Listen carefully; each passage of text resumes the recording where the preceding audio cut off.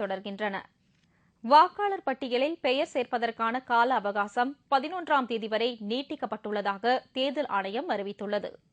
வாக்காளர் பட்டியலில் புதிதாக பெயர் சேர்க்கவும், திருத்தம் மற்றும் நீக்கவும் அந்தந்த வாக்குச்சாவடிகளில் சிறப்பு முகாம் நடைபெற்றது. இன்று கடைசி நாள் என்பதால் சென்னை மாநகராட்சியின் மண்டல அலுவலகங்களில் வாக்காளர் பெயர் சேர்ப்பதற்காக ஏராளமானோர் நீண்ட வரிசையில் நின்று தங்கள் பெயர்களை பதிவு செய்தனர். வாக்காளர் பட்டியலில் பெயர் பதிவு செய்யும் பணிக்கு குறைவான ஊழியர்களே இருந்ததால் பெயர்களை பதிவு செய்ய வாக்காளர்கள் நீண்ட நேரம் வரிசையில் காத்திருக்க வேண்டிய நிலை ஏற்பட்டது. இதனால் வாக்காளர் பட்டியலில் பெயர் பதிவு செய்ய நீண்ட நேரம் காத்திருந்ததாக பெயர் சேர்க்க வந்தவர்கள் புகார் தெரிவித்தனர். மோர் தென் 2 hours நான் அந்த லைனில் நின்றுட்டு இருக்கேன்.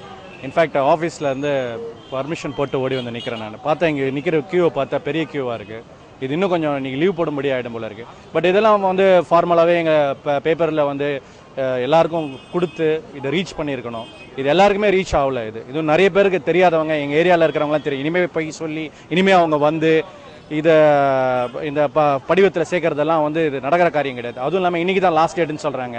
5 மணிக்குள்ளே வரணுன்றாங்க. இது யாருக்குமே பப்ளிக்கு முதல்ல இது அட்வர்டைஸ்மெண்ட் கொடுத்து ஃபுல் ரீச் ஆகலை. இது மிகப்பெரிய தப்பு எலெக்ஷன் கமிஷன் பண்ணது. இதனிடையே வரும் 11ஆம் தேதி வரை பட்டியலில் பெயர் சேர்க்க கால அவகாசம் நீட்டிக்கப்பட்டுள்ளதாக தேர்தல் ஆணையம் அறிவித்துள்ளது. வழக்கு விசாரணைக்கு நீதிமன்றத்தில் ஆஜராகாத அதிமுக எம்எல்ஏ உள்பட 6 பேருக்கு சேலம் நீதிமன்றம் பிடிவாரண்ட் பிறப்பித்துள்ளது. சேலத்தில் கடந்த 2008ஆம் ஆண்டு திமுக மற்றும் அதிமுகவினரிடையே கல்வீச்சு மற்றும் மோதல் உண்டானது. இது தொடர்பாக பல்லப்பட்டி காவல் நிலையத்தில் புகார் பதிவு செய்யப்பட்டு சேலம் நடுவர் நீதிமன்றத்தில் வழக்கு இருந்து வந்தது. இந்நிலையில் இரு தரப்பினரும் இன்று நீதிமன்றத்தில் ஆஜராக வேண்டும் என்று நீதிபதி உத்தரவிட்டிருந்தார். இதையடுத்து திமுக சார்பில் அனைவரும் விசாரணைக்கு வந்திருந்தனர். ஆனால் அதிமுக தரப்பில் ஒருவர் கூட நீதிமன்றத்தில் விசாரணைக்கு வரவில்லை. இதன் காரணமாக அதிமுக எம்எல்ஏ செல்வராஜ், முன்னாள் அதிமுக எம்எல்ஏ வெங்கடாச்சலம், மாநகராட்சி அதிமுக மாமன்ற உறுப்பினர்கள் பாலு, சண்முகம் உள்பட 6 பேருக்கு பிடிவாரண்ட் பிறப்பித்தது. இந்த 2 வழக்குல வந்து திமுக தரப்புல வழக்கு பதிவு செய்யப்பட்டவங்க நீதிமன்றத்தில் ஆஜராயிட்டாங்க. அதிமுக தரப்புல அதிமுக மாவட்ட செயலாளர் MK செல்வராஜ், இப்போ தெற்கு தொகுதி எம்எல்ஏவா இருக்கிறவரும் மற்றும் முன்னாள் மாவட்ட செயலாளரும் முன்னாள் எம்எல்ஏவுமான SC வெங்கடாச்சலம் இவங்க உள்பட ஒரு 7 பேத்துக்கு வந்து நீதிமன்றத்தில் ஆஜராகாதனால பிடிவாரண்ட் போட்டிருக்காங்க. கன்னியாகுமரி மாவட்டத்தில் நேற்றிரவு விடிய விடிய பெய்த கனமழையினால் நாகர்கோவிலை அடுத்துள்ள பாறைக்கால் பகுதியில் 50ற்கும் மேற்பட்ட வீடுகள் வெள்ளத்தில் மிதக்கின்றன. வீடுகளுக்குள் தண்ணீர் புகுந்துள்ளதால் மக்கள் பாதுகாப்பான இடங்களில் தங்க வைக்கப்பட்டுள்ளனர். வீடுகளில் தேங்கியிருக்கும் மழைநீரை அகற்றும் பணியை அதிகாரிகள் கண்டுகொள்ளாததால் மக்களின் இயல்பு வாழ்க்கை பாதிக்கப்பட்டுள்ளது. பூந்தமல்லி நகராட்சிக்கு உட்பட்ட தாழ்வான பகுதிகளில் வெள்ள நீர் சூழ்ந்துள்ளதால் மக்கள் பரிதவித்து வருகின்றனர். அண்மையில் பெய்த மழை காரணமாக அனகாபுத்தூரில் இருந்து தாம்பரம் வரை செல்லும் சர்வை சாலை முற்றிலும் சேதமடைந்து குண்டும் குழியுமாக காட்சியளிக்கிறது. இதனால் வாகன ஓட்டிகள் கடும் சிரமத்திற்குள்ளாகி வருகின்றனர். தொடர் விபத்துகளும் நிகழ்கிறது. இதனிடையே விருதுநகர் தொகுதியில் வெள்ள பாதிப்பிற்குள்ளான பகுதிகளை தேமுதிக MLA மாஃபா பாண்டியராஜன் பார்வையிட்டு பாதிக்கப்பட்ட மக்களுக்கு ஆறுதல் கூறினார். ஹரித்வாரில் ஏற்பட்ட கூட்ட நெரிசலில் சிக்கி 22 பேர் உயிரிழந்துள்ளனர். 10க்கும் மேற்பட்டோர் படுகாயமடைந்தனர். ஆன்மீக தலைவரான குரு பண்டிட் ஸ்ரீராம் சர்மாவின் 100ஆண்டு கொண்டாட்டத்துக்காக ஆயிரக்கணக்கானோர் ஹரித்வாரில் குழுமியிருந்தனர். நேற்று தொடங்கிய 100ஆண்டு கொண்டாட்டம் நவம்பர் 11ஆம் தேதி வரை நடைபெறவுள்ளது. இந்த நிலையில் சாந்தி கஞ்ச் ஆசிரம வாயிலில் இன்று திடீரென ஏராளமானோர் ஒன்றாக நுழைய முற்பட்டதால் கூட்ட நெரிசல் ஏற்பட்டு 2 பெண்கள் உள்ளிட்ட 22 பேர் உயிரிழந்தனர். सब बांस का तोड़ करके ऊपर सब लोग ऊपर लोग सुला दिया।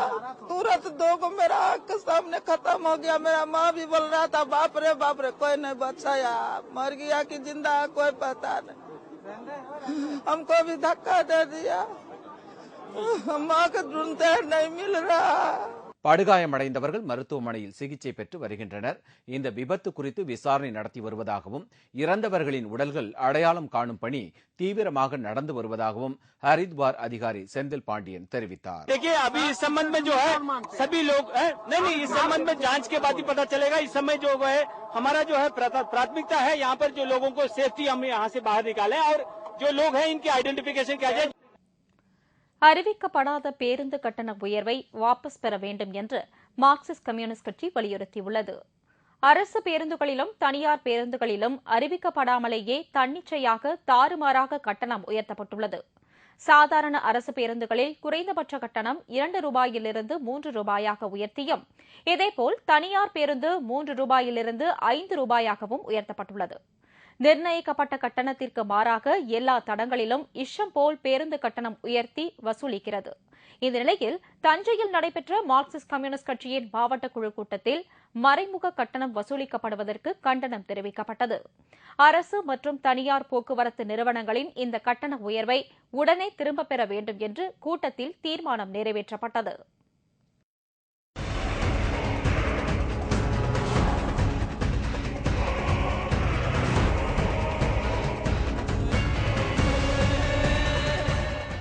ஆச்சரியம், ஆனால் உண்மை. சேட்டை செய்வதற்கு மட்டும்தான் குரங்குக்கு தெரியும். பூ மாலைகளை குரங்கு பீத்து எறியும். இப்படியெல்லாம் நாம் சொல்லிக் கொண்டிருக்கிறோம். முறைப்படி பழக்கப்படுத்தினால் குரங்கு ஒரு பணியாளரை போல சேவகமும் செய்யும். மதுபான அருந்தகத்தில் ஒரு குரங்கு அனைத்து பணிகளையும் செய்வதை பாருங்கள்.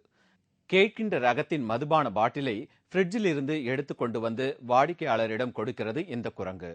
அது மட்டுமல்ல, மதுபானம் அருந்துவதற்கு வேண்டிய சோடா, சைடிஸ் போன்றவற்றையும் இந்த குரங்கு கொண்டு கொடுக்கிறது. நம்ம ஊர் டாஸ்மாக் பார் உரிமையாளர்கள் இதை கவனத்தில் கொள்ளலாம்.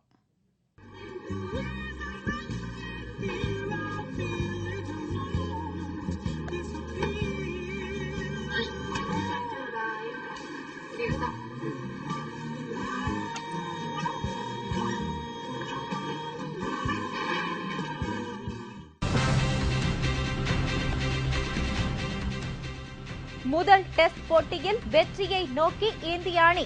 டெஸ்டில் 15,000 ரன்களை கடந்து சச்சின் புதிய சாதனை. விவரம் இடைவேளைக்கு பிறகு.